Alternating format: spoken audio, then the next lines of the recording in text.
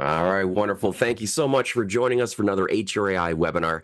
Today we're talking HAI and the HVACR Sales Funnels, the future of conversion. And I'm not going to be the one talking about this. In fact, we have Nick D'Urbano, co-founder of Distance, to learn how AI is reshaping the way businesses attract, convert, and retain customers.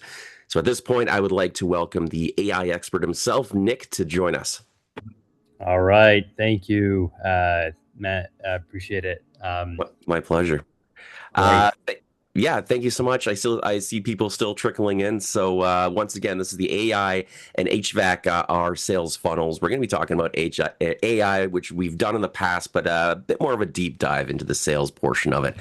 If you have questions, we're going to leave those to the end. You can find a Q&A button at the bottom of your screen. There's also a chat. You can put them in there. But until then, I'm going to turn the show over to Nick. All right. Perfect. I'm going to share my screen, and we're going to make this interactive and hopefully somewhat entertaining on this Tuesday afternoon. All right. So AI Sales Funnel Masterclass. So before I get started, a quick blurb about me and who I am, what we do. So I'm Nick. I'm obsessed with sales funnels. I've been spending the past 20 years of my career building and scaling sales teams and sales organizations on the technology side. And so had a lot of experience talking through some of the material that we're going to be looking at today.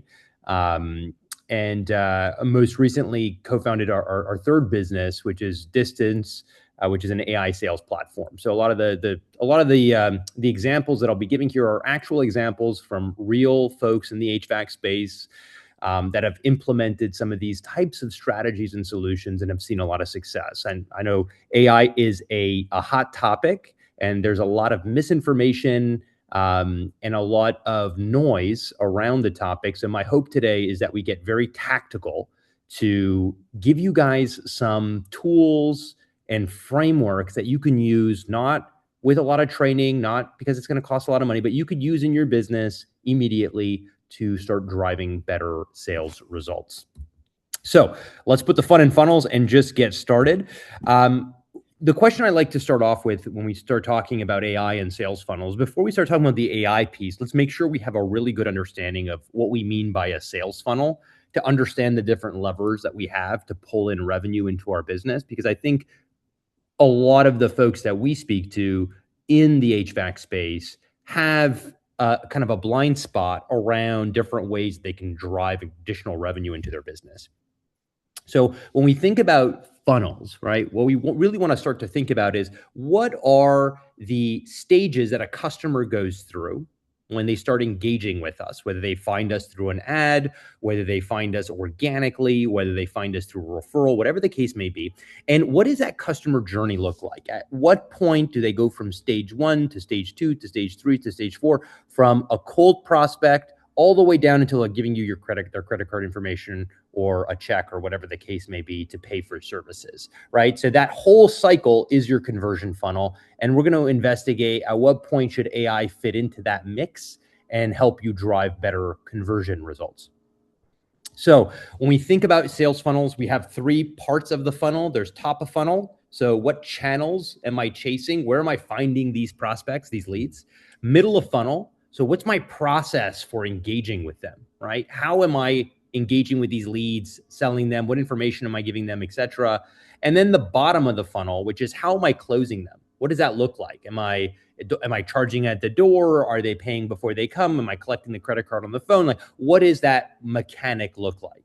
And when you start to look at those different stages of the funnel, we'll start to understand different levers that we could use to influence conversion rates and improve efficacy from the top down. So just to give you some examples, what does top of funnel mean? And so this could be organic search results. I've listed a bunch here. This is far and away non-exclusive, there's much more than just these, but organic search, customer referrals, SEO, PPC campaigns, so Google paid ads, marketplaces, physical advertising. There's all these different channels that I can either spend money or time investing in to drive traffic into my business. Then there's middle of funnel. So think of this as, all right, once they hear me, where are they going, right? Are they calling a line? Are they calling a call center if it's in the evening? Are they filling out a form on my website? Is there a live chat? Are they texting me? How are they engaging with me? And oftentimes I would say the middle of the funnel is where a lot of folks have not spent a lot of time thinking critically about where they want to drive traffic. So, if you are talking to referrals from a plumber or from another home service business, are they calling your main line? Do you have a separate line that goes direct to your phone? Do you have a sales team? What happens in the evening when someone calls? Are they leaving a message and then you got to call them back in the day? Is that the most effective way to convert them? What if you hired someone to answer the phone at night? Are they doing a good job? Right. So there's all these different strategies that we can kind of look at. We haven't even touched on the AI piece yet. And then bottom of funnel. All right. So at that end point, these are some of the levers that we can use to evaluate if we're doing a good job closing those deals, right? Who's answering the phone? Is it you? Is it your CSR? Are they doing a good job? Is it a call center? What's the script? What are they saying? What questions are they asking? Are they asking too many questions? Not enough questions? Are you discussing pricing on the phone? Do you talk about pricing when you get there? How fast are you? What are your terms? What's the call to action? What are the next steps? So these are all the things, and I know there are a lot, right? I think people they don't spend enough time thinking through these mechanics, and they spend a lot of time thinking about how do I drive more leads, right? I need more leads. But before you drive more leads, make sure that your funnel, the top, the middle, and the bottom are well thought out, well executed, so you're not driving revenue opportunities into a leaky bucket. Okay. So that's the first thing. And it pays to spend a bit of time thinking through these steps and mapping it out. So an example of a really good funnel, not percentage wise, but just in terms of how I would map it out is, all right, I have someone clicks on an ad in Google, right? I put an ad, and let's say when someone clicks on that ad, as soon as they click, what's the likelihood that they're going to convert into a customer? Is it 50%? Is it 10%? As you go down the funnel, the percentage likelihood of increasing should increase, right? So you click on an ad, you go to the website, and then maybe of those people, there's a smaller percentage now, but there is a higher likelihood, right? So people click on the ad, some people leave, some people call. You would assume that the people that are calling are higher likelihood to convert. So 30% of the people that call are usually, that's my conversion rate. Right? Then when I answer the phone, it's 50-50, right? 50% of the times that I answer the phone, I convert. 50% of the time I don't. Let's say I have to dispatch someone to the job site. At that point, once I'm dispatched, 75% chance of closing. And then at the visit, it's 95% or whatever the case may be. So this is a good example. And what I would do is I would map out what my conversion rate looks like at every stage of this funnel. It might seem a little tedious at first, but it's incredibly important because you're going to start to realize maybe I don't have a lead problem, right? Maybe I'm driving leads. Maybe I have a bigger problem on my conversion rate at some point, right? So one of these numbers falls off a cliff. What's happening there? That's what I got to go fix before I start investing more money driving traffic into a broken system. All right. So once you start doing that and you start evaluating all these different channels, you can start to evaluate which ones are trending green, which ones are trending yellow, which ones are trending red, right? Maybe my PPC or my Google paid ads going well, direct traffic. I have a few different ways to engage customers there. They seem to be doing well, but I'm working on Yelp or Angie's List, or I'm using a third-party marketplace. The conversion rates are really, really low. What can I do to improve those? So this starts giving you a framework for how to start thinking about this to drive better results. Now, questions you should ask yourself: what's the data telling us per stage of the funnel? Where can we improve?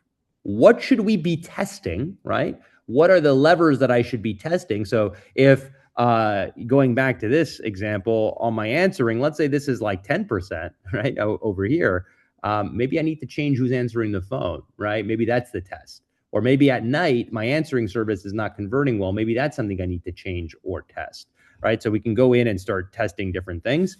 And then what does success look like? We should have a pretty good idea of what the conversion rates, what a good conversion rate looks like for all these different channels. You can ask colleagues, you're part of the HRAI, there's a bunch of folks that you can connect with to get their feedback. If you don't have it, Google and ChatGPT have all this information as well. So you can ask them questions. It'll give you back some baseline information that you could use as a barometer for success.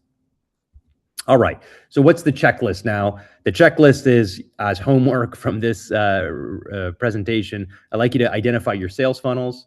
There might be many, right? You might have forms, you might have this, you might have that. I want you to go and map them all out. Map the sales journey, right? Where are they going? Top of funnel, middle of funnel, bottom of funnel. See if you can start measuring the results per stage. See if you can kind of get a sense of, hey, how am I doing, right? You don't need to necessarily do this every day or even every week. Even if you were to do a snapshot view, just to get a sense of where you are, make some changes, go reevaluate after 30, 60, 90 days. That's already moving one step in the right direction. And go and ask yourself these questions and revisit them, right? Consistently to try to improve and get better and get sharper. The fastest way for you to improve your revenue is by improving your conversion rate, right? If you can do a better job of converting customers efficiently and effectively, that's certainly a lot cheaper than spending more money on new leads, marketing, advertising, etc. So make sure that the middle and the bottom of the part are really ticked and tied. Now, if you don't measure it, you can't improve it. Very famous quote from Charlie Munger, Warren Buffett's business partner, and words to live by. Now, how does AI fit into all of this? Well, there's a few different ways to think about AI. AI only. So what tasks should I offload to AI where it does all the work for me and I never have to talk about it, ping, have any human involved? Those are like really repetitive, repeatable tasks. A lot of what we're going to be talking about is in the middle today, right? So human plus AI, where there's a lot of value in the human judgment part, but we want the AI to help us scale it and kind of take away some of our blind spots. And you'll notice in some of the tactical examples that I give, that's where we're going to focus our time. So let's start. I'm going to walk through a few different playbooks here that you can use. And hopefully some of these will resonate with you. Think of this as like a buffet. All right. I'm going to be giving you a bunch of different recipes here. We're going to go through them pretty quickly. And even if there's just one or two that resonate with you, those could be, really helpful things for you to start thinking about implementing, in 2026. So the first one is if you're doing any kind of commercial work and you want to improve your commercial business. Not everyone has this, but there's a bunch of really great tools to go and scrape leads. There's a tools called Clay. Clay can help you go out, identify prospects, and talk to it. Tell it, hey, I'm looking for A, B, and C, and it's going to basically create a magical Excel spreadsheet for you with the leads that meet that criteria. And then you could take those leads and you could put them into a funnel, right? You could say, all right, now I have my list. The list was generated by AI. And now I could put that list into a mailing campaign. I can then call them. I can send them an SMS. And that's a very easy way for you to take opportunities into your own hands, build out a list of qualified customers, and create a sequence to engage them across different channels. So that's a very, very easy way for you to go 0 to 1 with these tools. Clay is a tool that you could use. It's not particularly expensive. It's pay per use. So, you pay per credit if you're pulling information. You might say, I don't know how to use Clay. It sounds complicated. That's fine. There are people that will literally do it for you. So you can hire someone who's a little bit more tech savvy to operate some of these tools for you. There are alternatives to Clay as well. You might have lists of your own that you can populate into some of these tools to get their email addresses, get their phone numbers, and it's a really great way to drive some initial results. So that's my only commercial. Everything else is going to be focused on residential. So messaging is a really big thing. I think this is the perfect use case for AI. When you go to your website, most of you have a call to action to call, right? Call us at this number and we'll set you up, which is great. That's obviously a must. A lot of folks also have forms, but I think where there's a huge opportunity is just in messaging, right? You want to widen the aperture and connect with customers on their preferred mode of communication, and connect with them 24/7, connect with them when they're available, right? You are going to lose leads. You're going to lose business if a customer tries to engage with you, you're not responsive, or you don't have, if they don't want to call, they're in the car, they want to shoot a quick message to get a price. You don't have that functionality. They say, okay, I'll call later, I guess. They forget, they message someone else, right? There's a bunch of missed opportunities that people don't even see by virtue of the fact that they don't have the right calls to action available. They're not creating different paths to communicate with their prospects. So whether this is on your Google Business Profile page or whether this is on your website, live chat, SMS, integrating AI to answer these messages 24/7 is a really good solution, right? AI, these are messages. AI chat works better than a human. You don't have humans that are going to be sitting in front of the computer waiting for things to ping and answering people right away. It's impossible, or it's very costly if that's something that you want to do. I don't think it's a good allocation of resources. You can have the AI qualify leads, let you know if something's good. They could schedule jobs directly into your calendar. This is a really, really, really good way for you to drive prospects into your sales funnel, qualify, separate the signal from the noise, and hopefully generate some incremental opportunities if it's not something you're doing today.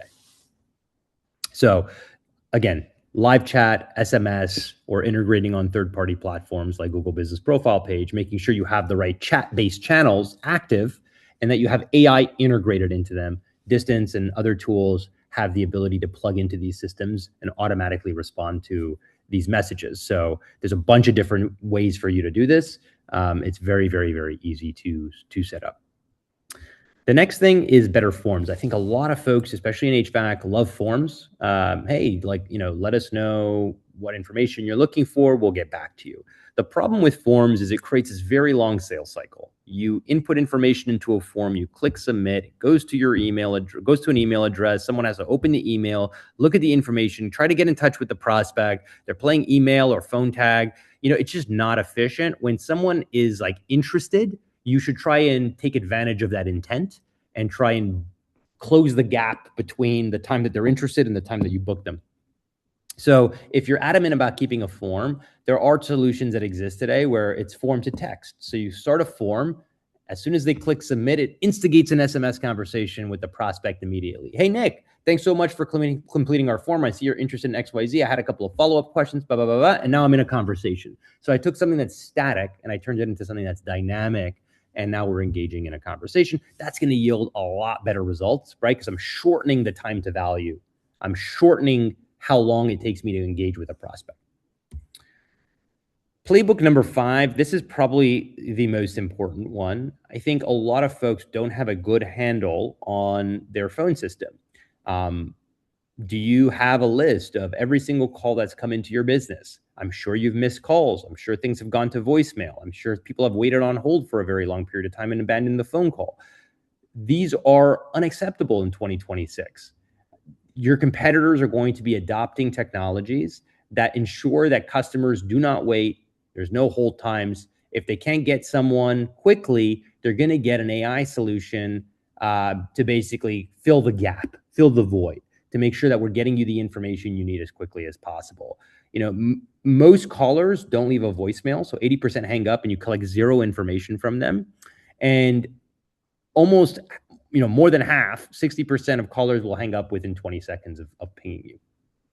So if your contract values for an installation are like $10,000 and you are missing, even one call a month, assuming you book all those calls, that's 6 figures worth of revenue. Assuming you book half of those calls, that's still like $50,000, $60,000 of revenue that's just being wasted because of an inefficiency with your phone system.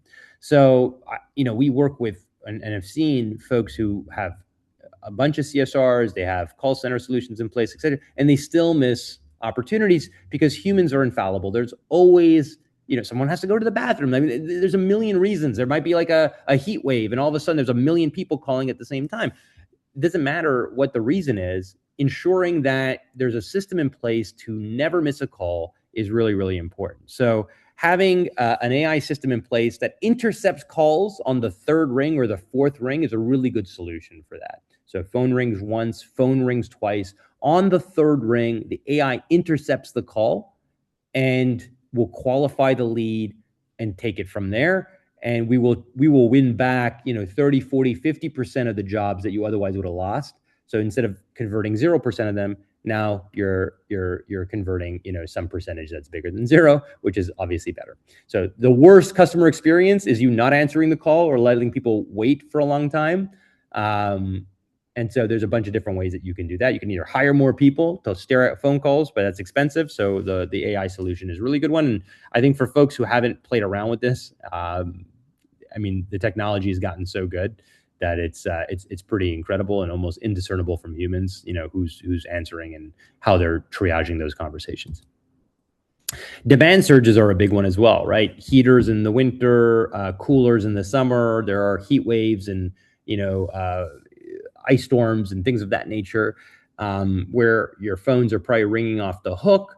And in those scenarios, if you were to answer more calls, you would book more jobs first and foremost, or you might have a supply problem, right? Where I just don't have enough techs on staff to like go and service all these accounts. So I couldn't answer all the calls even if I wanted to.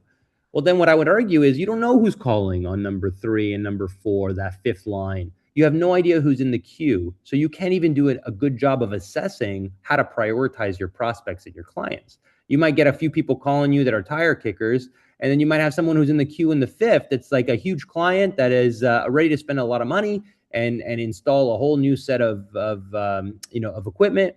And so you don't have visibility. So if you were to have a system in place where you can answer every single call, going back to the other point that I made, right? After that 3rd ring, instead of someone on hold, have the AI answer, understand who's calling, understand what their issues are, and then decide how to triage that conversation. Do I bubble it up to someone and they prioritize it? Or do we set expectations with the clients around next steps? Hey, we're going to call you back in 15 minutes. Thank you so much. Apologies for the inconvenience.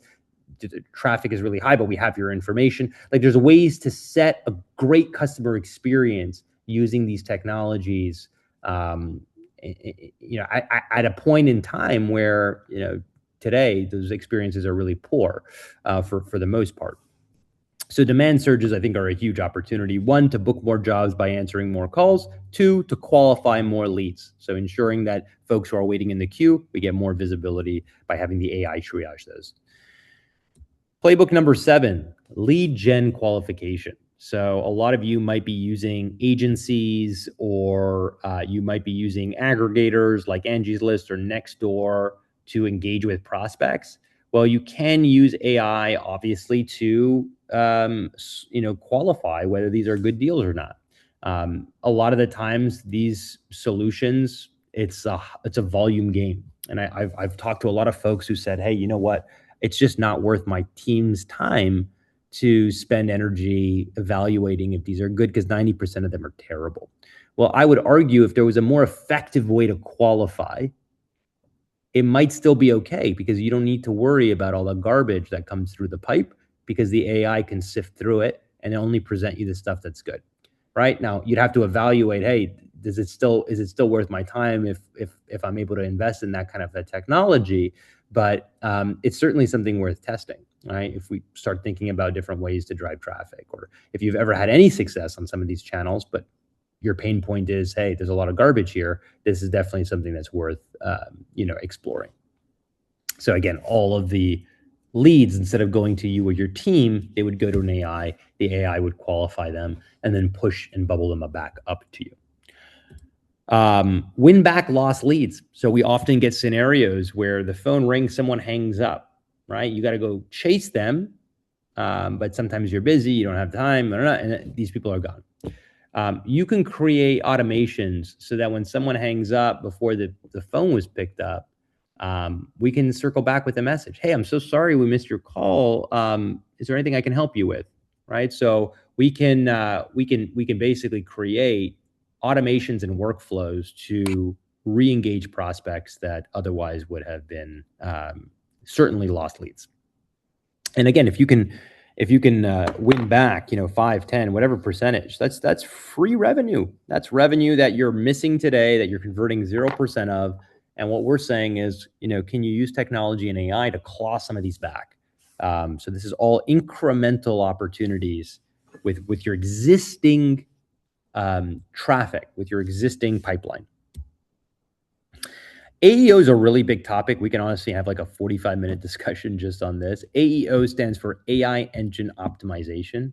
So you're probably familiar with SEO, or search engine optimization. So optimizing Google for searches so that you organically rank at the top. Well, there's a way to do this within AI engines as well now. A lot of consumers are asking ChatGPT and Gemini and some of these different tools questions like, hey, my heater's broken. What do I do? And AI will recommend solutions. It'll recommend vendors. It'll recommend next steps. And you want to ensure that you are in that conversation. So there's a lot of stuff that you can do here. If you have any success with SEO today, or that's something you're investigating or investing in, it certainly would pay you to start thinking about and Googling AEO. There are agencies that can help you do that. There are also technologies and tools that make sure that your website is readable to the AI. I would say the biggest piece of feedback I would have here is AI is focused on questions and answers. So instead of blog content, which is what I think a lot of people are used to for SEO, AEO really optimizes FAQs. So if there aren't FAQs on your site, that's probably a good place to start. Make sure your site is readable and making sure you have content that is focused on questions that customers typically ask and all the subsequent questions that they would ask, and making sure you're answering those in a really robust FAQ section of your site, or in articles where it's less about writing about a bunch of stuff. It's really about answering questions that people have. So that's the AEO piece. Some other really fun strategies here are driving more reviews. So reviews are the lifeblood of most organizations in the service space. You'll get a lot of organic leads if you have good reviews. So one challenge a lot of folks have is they don't consistently ask for reviews. The techs don't ask at the door. It's very inconsistent to follow up and ask for it afterwards. So what you can do is you can create an outbound SMS campaign, right? So job is complete every week, every month, whatever. I am going to send out messages, not me, but my AI, my tool can send out messages. And there are a bunch of tools that do this, where we'll send out an SMS. Hey, Nick, how was your experience working with Acme? Like, Steven was on your account. Is everything okay with your furnace? That doesn't feel like a marketing message. That feels like an SMS from someone who works at an organization who cares about their customers. So I will respond to that message, right? I'll probably ignore a marketing message that says, thank you for using Acme. Please, click on this Google review. No, I probably won't click that. But if you're asking me a question and it sounds like it's coming from someone, I'll probably answer. I might say, hey, no, I had a really bad experience. In which case the AI might respond and say something to the effect of, all right, well, let's understand what happened. Like, perhaps we can fix this. If it was a good experience, the AI might follow up with, I'm so happy to hear that it went well. Would you mind leaving us a Google review? It really helps our business. Here's the link. I'm much more likely to click on that and leave a review, right? So you can see there's a different outcome. This is an example of AI being a lot more efficacious and consistent with delivering Google reviews than your humans or training your techs to ask for it on site. You can create a lot more consistency, and you'll blink a year later, you got hundreds of reviews. You're going to see what that does to your organic traffic coming in the door. So this is a really good strategy to use here. So there's a bunch more. I mean, one that I think is really interesting is this one. I'm just going to skip ahead here because I got almost too many. I don't want to spend too much time talking about all these playbooks.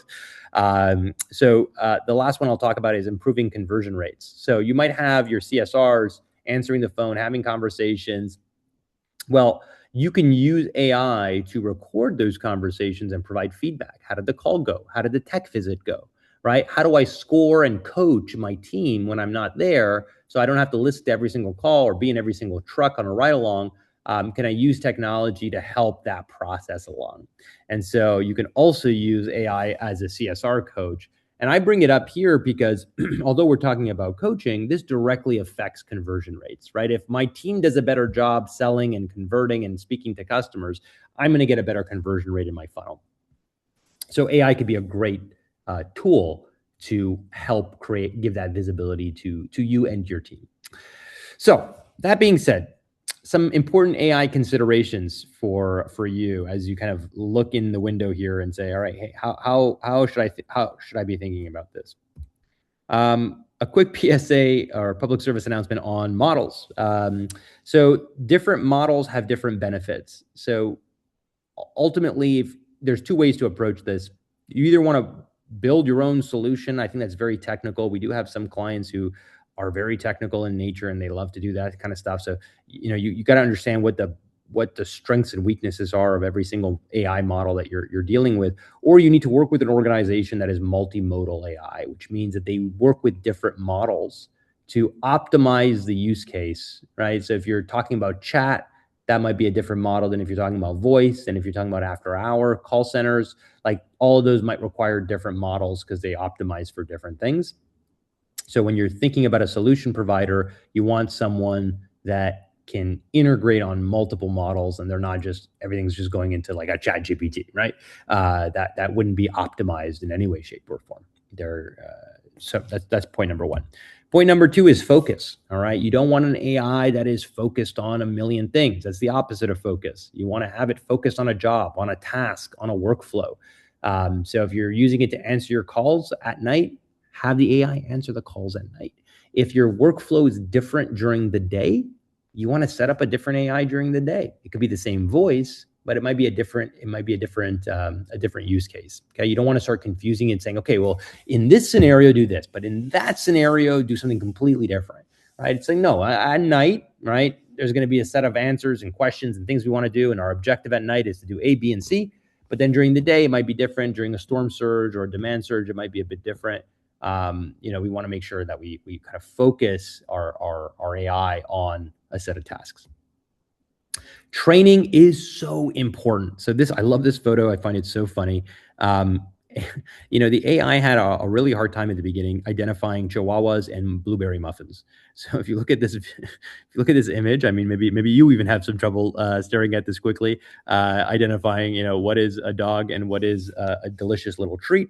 Now, the reason I bring this up is the training gets a lot better, a lot quicker. So if you compare and contrast the AI to human talent, AI is going to maybe ramp a little slower, right? You got to train it, make sure that it understands the nuance of your business, and then it will completely supersede what a human can do, and it'll give you a lot of productivity gains. But it's really important. That only happens if you train it. If you don't give it information, right? You would never hire a CSR and be like, here's a page on what we do. Start answering the phones. I'm sure you're going to do a great job, right? No, they'll do a terrible job. If you don't give them feedback and training, they're never going to get anywhere. So training the AI is incredibly important. If you're not doing it, you need to work with an organization that has that as a core component of their value proposition. Scripts are also a really important thing, right? I think a lot of people think of like, hey, I got to educate my AI. I'm going to be very prescriptive. Here's like a 50-page document. I want it to follow this and I want it to say exactly this. The more restrictive you are with AI, it's a very like happy medium. You don't want to be too restrictive where you don't give enough information. You don't want to be so broad that you don't give enough information. You also don't want to be so restrictive that you say like, follow these sentences like this is like a screenplay, right? You want to find a happy medium so that the AI can learn, understand, use common sense to answer questions based on the data that it has. And you need to understand that going into it. I think what's also interesting is a lot of folks, they haven't even reviewed a lot of the scripting that they have in their organization. So oftentimes it's a surprise when they're educating their AI, how long it's been since they've reviewed their protocols internally. Hey, this is what you should be saying in this scenario. This is what you should be saying, or this is how you should handle this kind of scenario. So going through this process of getting an AI set up, especially to answer overflow calls, et cetera, could be a really good kind of cathartic exercise to reevaluate how you and your team are handling conversations and making sure you put your best foot forward. Feedback, my favorite part of the whole AI experience, because when you start to deliver feedback, the AI learns by itself, right? It learns what's a good call, what's a bad call. But once you start teaching it and giving it feedback, training it on what is good, what is bad, you'll see huge gains in how fast it works, how well it executes. And this is the difference between, having a very generic customer service experience versus having something that really feels on brand, that is really kind of firing on all cylinders. Feedback is your friend. You need to, especially in the first 30, 60, 90 days of using some of these technologies, you need to invest a little bit of time in making sure you're listening to calls, reading transcripts, and giving feedback and making edits. If you do that well, in the same way you would train a CSR, you'd give them feedback, you would listen to calls that they were on, you'd give them that support, you'll notice huge gains in the capability of these agents and what they can do for you. So with that said, I'm going to open the floor to questions. And I will leave a QR code and a link here in the event that folks want to get in touch and learn more about AI in general, or if they're curious about what Distance does and want some more information on that. I'm here for anyone who's part of the HRAI to support them as needed. Wonderful. Thank you so much, Nick. I really appreciate you joining us today. And if you're watching this after the fact, like you said, just scan that QR code. That'll connect you directly to you, and you can follow up with any questions. Perfect. Wonderful. I'll leave a couple minutes for those questions if you'd like. Otherwise, like I said, I think we're going to have you back in January, correct? That's right. Yeah, we'll have some fresh material and stuff that we can double click on then as well. Awesome. Okay. Well, otherwise, if you're listening and you want to put on a webinar yourself, you can reach out to me, Matthew, at HRAI. We can get something started, just like we're doing with Nick here. And if you want to watch other past webinars, please go to HRAI's YouTube page, and you can do so.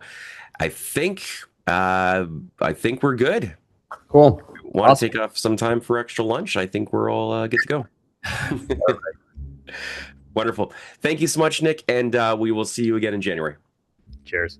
Take it easy. Cheers. All right.